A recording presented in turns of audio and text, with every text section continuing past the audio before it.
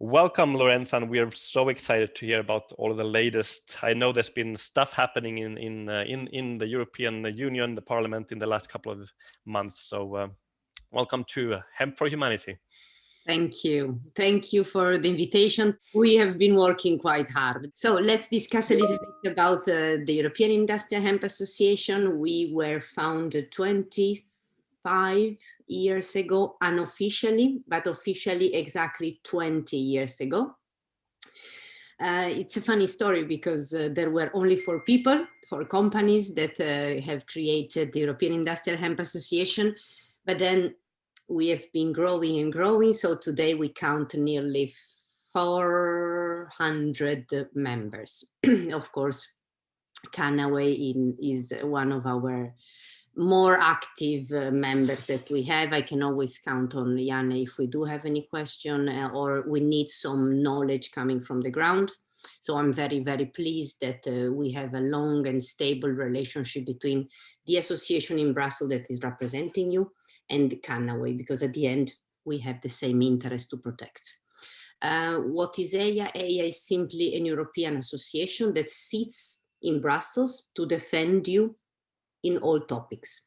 We are covering, we defend mainly 3 categories: the farmers, the one who cultivate hemp; the manufacturing, the one that transform hemp into finished product; and the traders, the one that are not touched in the formulation of the product, they are only buying and reselling. So these are the 3 main actors that we represent.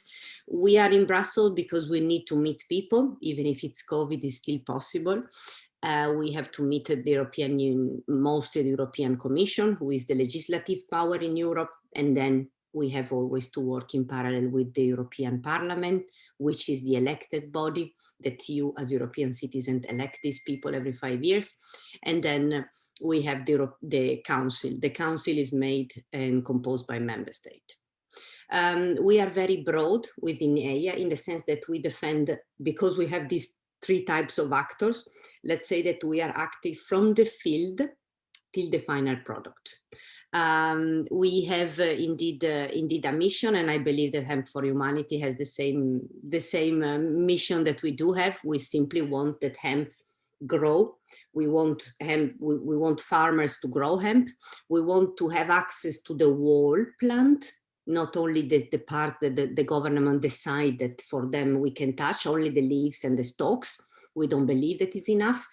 There is no botanical in the world that have been cut down into pieces. We are the only one that we can touch the leaves, but not the flower, the stalks, but not the seeds.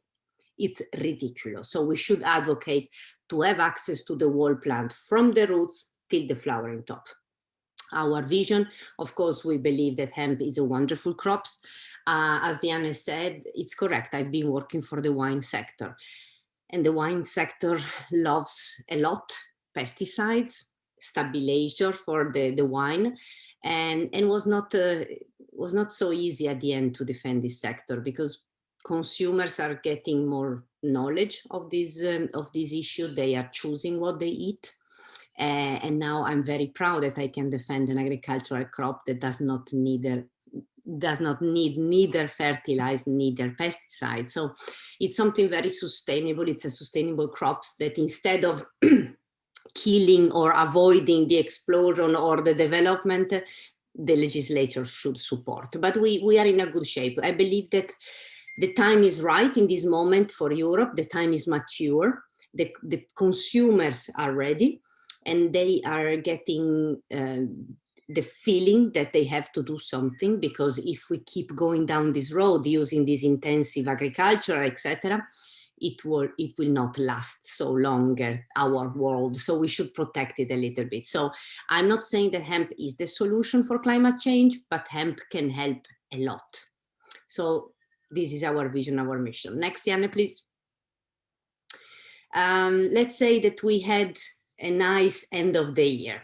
I'm sure that Janne recalled the sad and very hard period that we have been through this summer, because in July last year, the European Commission has said that hemp could be eventually a narcotic. They have said it into the preliminary conclusion.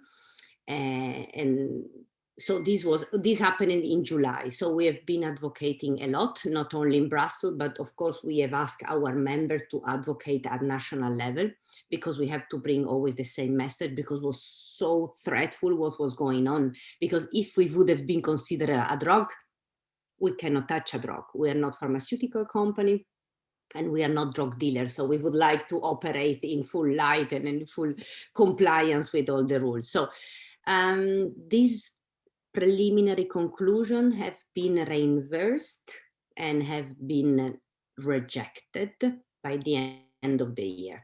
The judge of the Court of Justice stated three main principles that are very, very important for our sector. The first principle is that no member state can prohibit to produce and legally trade cannabidiol.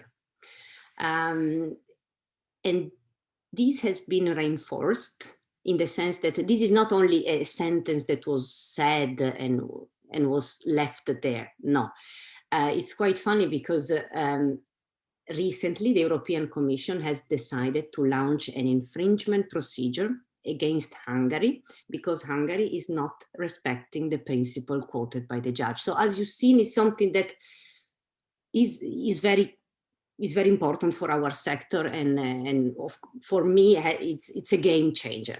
Another important principle was that the European Court of Justice finally said that hemp cannot be treated as a narcotic.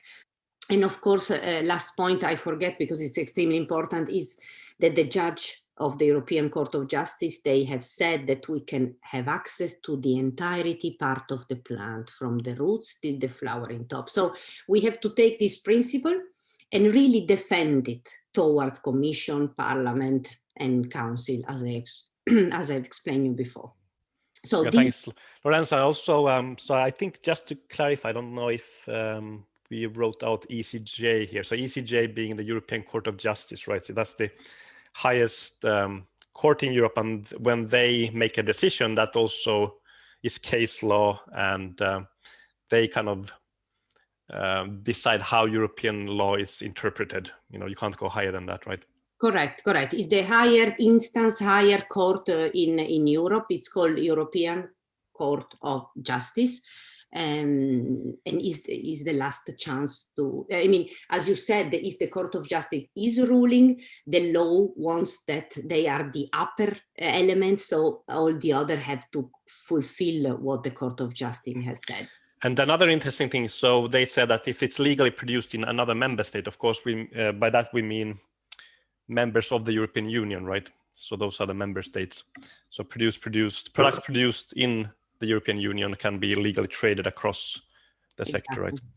So of course, the European Commission has changed its preliminary conclusion. So no more hemp as a drug, but finally hemp as agricultural crops. And even more important, CBD, cannabidiol, can be food and not a drug. So this for us open a world of opportunity finally, because what we want at the end is that the CBD will be regulated as food supplement, which in Europe it's food.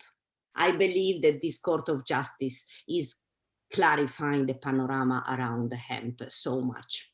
So great update. Really appreciate it. You joining us again. And thank you again. Have a great night.